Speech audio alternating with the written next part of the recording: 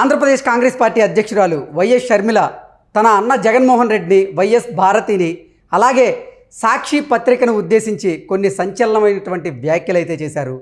నా పత్రికలో నాకు వ్యతిరేకంగా వార్తలను వండి వడ్డిస్తున్నారు, భారతిరెడ్డి నీకు ఇది న్యాయమా అంటూ కూడా వైఎస్ షర్మిల కొన్ని సంచలనమైనటువంటి వ్యాఖ్యలు చేసిన నేపథ్యంలో అసలు ఇప్పుడు ఒక వార్త సర్వత్రా చర్చనీయాంశంగా మారింది. జగన్మోహన్ రెడ్డి సాక్షి పత్రికలో షేర్ని షర్మిలకు ఇచ్చారా లేదా అనేది ఇప్పుడు తెరమీదకి వచ్చిన నేపథ్యంలో ఈ అంశానికి సంబంధించి మనతో మాట్లాడేందుకు ప్రముఖ రాజకీయ విశ్లేషకులు కృష్ణకుమారి గారు మనతో ఉన్నారు. మేడంతో మాట్లాడు. మేడం నమస్తే. మేడం నమస్తే. మేడం, షర్మిల గారు జగన్మోహన్ రెడ్డిని, భారతిని ఉద్దేశించి సంచలన వ్యాఖ్యలు చేశారు. నా పత్రికలో నాకు వ్యతిరేకంగా వార్తలు రాయిస్తున్నారు, భారతిరెడ్డి మీకు ఇది న్యాయమా అంటూ కూడా ఆవిడ నిలదీసి అడిగేటువంటి ప్రయత్నం చేశారు. ఏంటి మేడం అసలు సాక్షి పత్రికలో జగన్మోహన్ రెడ్డికి ఎంత వాటా ఉందో అంతే వాటా షర్మిలకు కూడా ఉంది అనేది కొన్ని వార్తలు వచ్చిన నేపథ్యంలో జగన్మోహన్ రెడ్డి షేరు షర్మిలకు ఇవ్వలేదంటారా? ఇప్పుడు వీళ్ళిద్దరే పంచుకుంటే దానిలో చాలామంది బిజినెస్ పర్సన్స్ వాటాలు పెట్టారు. అందులో పెట్టినందుకు కానీ జైలుకి కూడా వెళ్ళారు. మరి వాళ్ళ సంగతి ఏంటి? ఓకే, వీళ్ళిద్దరిదే కాదు, అది చాలామంది ఉన్నారు దాంట్లో. ఓకే, చాలామంది వైట్ డబ్బులు దాంట్లో ఇన్వెస్ట్ చేశారు. ఇన్వెస్ట్ చేసిన సందర్భంగా వాళ్ళు ఎలా ఇన్వెస్ట్ చేస్తారు దీంట్లో? మీకు వైట్ ఉంది, బాగానే ఉంది, దేనిలో పడితే దానిలో ఎలా ఇన్వెస్ట్ చేస్తారు? ఆ ఇన్వెస్ట్ చేసిన సందర్భంగా మీరేమి లాభం పొందారు ప్రతిఫలంగా అని నిగ్గదీసిన సందర్భం ఉంది ఒకప్పుడు. మరి కానీ ఈమె నాకు వాటా ఉంది అని క్లెయిమ్ చేస్తుంది, కానీ నోటితో చెప్పిన మాటలు నీటి మీద రాతలే. ఓకే, వాళ్ళ నాన్న చెప్పుండొచ్చు నీకు వాటా ఉందమ్మా అని. బోర్డ్ ఆఫ్ డైరెక్టర్స్లో ఈవిడ ఉన్నారా లేదా?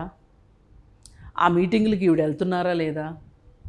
ఇప్పుడు దానిలో లాభాలు వస్తే లాభాలను పంచుతున్నారా లేదా? నష్టాలు వస్తే ఒకవేళ ఈవిడ భరిస్తున్నారా లేదా? అన్ని ప్రశ్నలే కదా. అవును.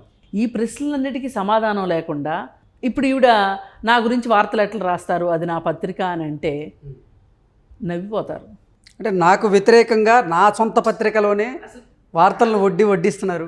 నీ పత్రికని నువ్వు ఎలా చెప్తున్నావు? మీ నాన్న చెప్పాడు కాబట్టి చెప్తున్నావా?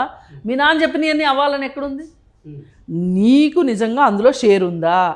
షేర్ ఉంటే నువ్వు వెళ్ళి నిగది, ఇంతే కదా. అవును. ఇప్పుడు మీ నాన్న నీకు ఇస్తానన్నాడు, మరి మీ నాన్న ఏం రాశాడు? ఆయన ఏమైనా వీళ్ళమా రాశారా ఉండగా? ఇప్పుడు ఇవన్నీ ఎలా అయిపోతాయంటే మామూలుగా జనాంతికంగా మాట్లాడుకునే మాటలు వేరు, వాటాలు అనే ఒక మాట వస్తే దానికి చట్టం కొన్ని భాష్యాలు చెప్తుంది. ఆ చట్ట పరిధిలో ఉంటేనే అది నీ సొంతం అవుతుంది. ఆ చట్ట పరిధిలో లేదనుకోండి ఎక్కడ నీకు ఉంటుంది? ముందు వాళ్ళతో ఇప్పుడు ఇలాంటి మాటలు ఎక్కువ మాట్లాడితే ఇది రాజకీయాల కోసం రాలేదు, కేవలం డబ్బు పంచాయతీ కోసం వచ్చింది అనే ఒక అప్రతిష్టను మూటగట్టుకున్నట్లు అవుతుంది తప్పితే షర్మిల నా పేపరులో నా గురించి వ్యతిరేకంగా రాస్తున్నారు, అబద్ధపు వార్తలు రాస్తున్నారు అనేది ఈవిడ. అసలు సాక్షి పేపర్లో నా గురించి అబద్ధాలు ఎట్లా రాస్తారు అని అడిగితే అంతకన్నా చిన్నపిల్ల ఇంకెవరు ఉండరు. ఎందుకంటే ఆ పార్టీకి వ్యతిరేకంగా నువ్వు పొద్దున్న నుంచి నిద్రలేసిన దగ్గర నుంచి నువ్వు ఆ పార్టీకి వ్యతిరేకంగా మాట్లాడుతున్నప్పుడు, అది ఆ పార్టీ పత్రిక అయినప్పుడు నీకు వ్యతిరేకంగా రాయకుండా ఎలా ఉంటుంది చెప్పండి? రాజకీయ విమర్శలు చేసినా పర్లేదు, కానీ వ్యక్తిత్వ హననాన్ని చేసే విధంగా కూడా కొన్ని వార్తలు వడ్డిస్తున్నారు కదా. అసలు వాళ్ళు మొదలెట్టిందే వ్యక్తిత్వ హననం దగ్గరే మొదలెట్టారు. ఆడున్నాడు కదా పంచప్రభాకరు, వాడు మొదలెట్టాడు. అసలు మరుసుపల్లి షర్మిలా శాస్త్రి అని మొదలెట్టాడు. పైగా ఆ బుద్ధి లేని వేదం ఏమంటాడు అంటే, అనిల్ కుమార్ మొదటి భార్య పేరు ఎత్తితే చాలు షర్మిలాకి సర్రన కోపం వస్తుంది అని చెప్పి తమ్మునేలు పెట్టి ఒక వీడియో పెట్టాడు. అసలు వాళ్ళిద్దరు విడాకులు తీసుకుని పెళ్లి చేసుకున్నారు. అవును. అసలు నువ్వెలా ఎత్తుతావు ఆమె పేరు? అంటే పవన్ కళ్యాణ్ రైట్ ఉంది, అసలు నీకేం రైట్ ఉంది? పవన్ కళ్యాణ్ ఆడుకున్నట్టు ఆడుకుందాం అనుకుంటున్నారు. పవన్ కళ్యాణ్ విడాకులు ఇచ్చే పెళ్లి చేసుకున్నాడు, మీకేం నొప్పి? విడాకులు ఇచ్చి పెళ్లి చేసుకున్నాడా? ఆ భార్య అనుమతి తీసుకుని పెళ్లి చేసుకున్నాడా? అసలు ఆ భార్య మాట్లాడాల్సింది. అసలు నువ్వెవడో మధ్యలో మాట్లాడటానికి పనిపాటలేని ఎదవి. పైగా మెళ్ళో ఒక సెటస్కోప్ వేసుకుని మరీ మాట్లాడుతాడు. ఈడు డాక్టర్ అంట. మళ్ళీ పైగా ఈడు అసలు అమెరికా ఎందుకు వెళ్ళాడో అర్థం కాదు. అదేదో ఇక్కడికి వచ్చి ఇక్కడ రాజకీయాలు చేసుకుంటే అయిపోద్దిగా, అమెరికాలో కూర్చోవడం దేనికి? అంటే ఇక్కడ ఎవడి పని ఆడు చేయట్లా. కుక్క పని కుక్క చేయాలి, గాడిద పని గాడిద చేయాలి. ఇప్పుడు అలా ఆ వార్తను వీడు బయటికి తీసుకొచ్చి వాడి ఇష్టానికి మాట్లాడుతున్నాడు. దానికి సంబంధించి ఆమెకు వ్యతిరేకంగా ఆవిడ వ్యక్తిత్వాన్ని ఇబ్బంది పెట్టేటట్లు, ఇరుకును పెట్టేటట్లు మాట్లాడుతున్నారు. అది అసలు ఏమాత్రం రాజకీయ విలువలు ఉన్నవాళ్ళు చెయ్యరు. అసలు వాళ్ళకి రాజకీయ విలువలే ఉండుంటే గనక ఇవాళ ఈ రాష్ట్రం ఎందుకు ఉంటుంది ఇట్లా? ఓకే, ఇప్పుడు వాడి సంగతి ఏందో కాలు దొక్కినప్పుడే అర్థమైపోయింది వాడి సంగతి ఏంటో అంటారు. పెళ్ళిలో ఆడెంత మూర్ఖుడో ఎంత క్రూరుడో కాలు దొప్పినప్పుడే ఆడి కళ ఏంటో తెలిసింది అంటారు సామెత. అవును. అట్లాగే వీడు వచ్చిన దగ్గర నుంచినే విధ్వంసకారుడిలాగా తయారైందే జగన్మోహన్ రెడ్డి. ఇంకా దానికంటే ముందు చేసిన పనులు, తర్వాత చేసిన పనులు, పైగా ఇంకా అన్నిటినీ మించి తండ్రి శవాన్ని పక్కన పెట్టి సంతకాలు పెట్టించుకున్నాడు.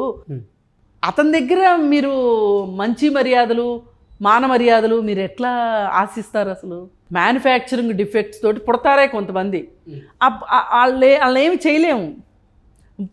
అదే దాన్ని తెలుగులో పుట్టుకతో పుట్టిన బుద్ధులు పుడకలతోనే పోతాయి అంటారు. కొన్ని అంతే, కొంతమంది అంతే. ఇప్పుడు ఆ పంచప్రభాకర్ కావచ్చు, ఇట్లాంటి ఒక రకమైన నీచ సంస్కృతి ఉన్న మనుషులు వ్యక్తిగత విషయాల్ని అనవసరంగా, ఇప్పుడు ఆమె రాజకీయ విమర్శలు చేస్తుంది, దానికి సమాధానాలు చెప్పాలి కూడా. రాజకీయ విమర్శలకి సమాధానం చెప్పకపోతే అసలు అధికారంలో ఉన్నవాడు బానిస. నన్ను అడిగితే ప్రజలకు బానిస. ఎవరన్నా ప్రశ్నిస్తే వాళ్ళకి ప్రశ్నకు సమాధానం చెప్పాలి. సమాధానం లేదు కాబట్టి వీళ్ళు బుకాయించడం నేర్చుకున్నారు బాగా, దాడికి ప్రతిదాడి నేర్చుకున్నారు.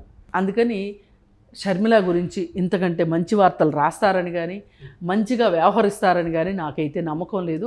ఆమె కూడా అట్లాంటి ఆశలు ఏమన్నా ఉంటే వదులుకుని రాజకీయాలని రాజకీయాల్లాగా చూడాలి తప్పితే ఇది ఒక ఏమనాలి, ఇది ఒక కథన రంగం. దీనిలో రూల్స్ రెగ్యులేషన్స్ మాట్లాడతాను అంటే ఇద్దరు యుద్ధం చేస్తున్నప్పుడు ఇద్దరు రూల్స్ రెగ్యులేషన్స్కి కట్టుబడి ఉంటే అదొక సాఫీ అయిన యుద్ధం సాగుతుంది. రాజకీయ కక్షలతోటి కేసులు పెట్టి రాజకీయ నాయకుల్ని జైళ్ళకి పంపించాలన్న ఉద్దేశంలో ఉన్నవాళ్ళు రాతల్ని రాయకుండా ఉంటారా? ఎన్ని వార్తలు రాశారు. వివేకానంద రెడ్డి చనిపోయినప్పుడు నారాసుర రక్త చరిత్ర అని రాశారు వాళ్ళు. అంతకంటే బూత్ ఇంకోటి ఉంటుందా? మరి ఇప్పుడు తేలింది అదే కదా చివరికి. మరి నిజంగా చంద్రబాబు నాయుడే ఆ హత్య చేయించి ఉన్నట్లయితే, అది నిజంగా నారాసుర రక్త చరిత్ర అయితే మీరు పేపర్ వరకే ఎందుకు ఆగారు? ఆ తర్వాత మీరు వచ్చారు కదా అధికారంలోకి, వాళ్ళు ఎందుకు పట్టుకోలేకపోయారు మీరు?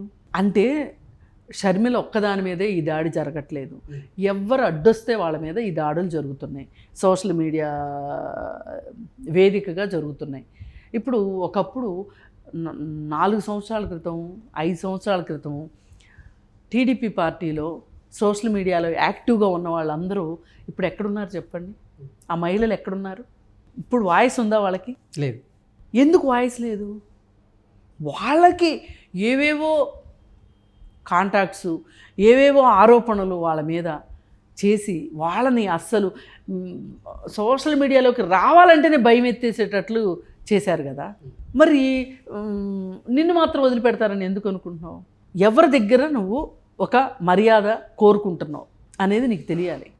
ఒకప్పుడు నువ్వు ఇలాంటి వాటికి పావుగా ఉపయోగపడ్డావు, అప్పుడే తెలిసి ఉండాల్సింది నీకు. ఏ రోజుకైనా నన్ను కూడా ఇట్లాగే చేస్తారు వీళ్ళు అని. ఆ అమ్మాయిని ఆర్థికంగా మోసం చేశారు, రాజకీయంగా మోసం చేశారు, వ్యక్తిగతంగా మోసం చేశారు. ఇప్పుడు వైసీపీ పార్టీ సోషల్ మీడియా మొత్తం తెలుగుదేశం పార్టీ సోషల్ మీడియాలో ఉన్న వాళ్ళకంటే కూడా ఎక్కువగా షర్మిల మీద దాడి చేస్తున్నారు. వాళ్ళు నిన్ను శత్రువుగా చూస్తున్నారు. శత్రువుగా చూసేటప్పుడు అది ధర్మయుద్ధమా అధర్మయుద్ధమో వాళ్ళు చేస్తారు అంతే. దాన్ని మీరు తీసుకోవడమే. ఇవి ఉంటాయి కదా, బోర్డ్ ఆఫ్ రిజిస్ట్రార్ అని చెప్పి కంపెనీస్ రిజిస్ట్రార్ వాళ్ళు ఉంటారు. వాళ్ళ దగ్గర నీకు ఎన్ని షేర్లు ఉన్నాయి, అసలు నీ షేర్లు ఉన్నాయో లేదో చూసుకో ఫస్ట్.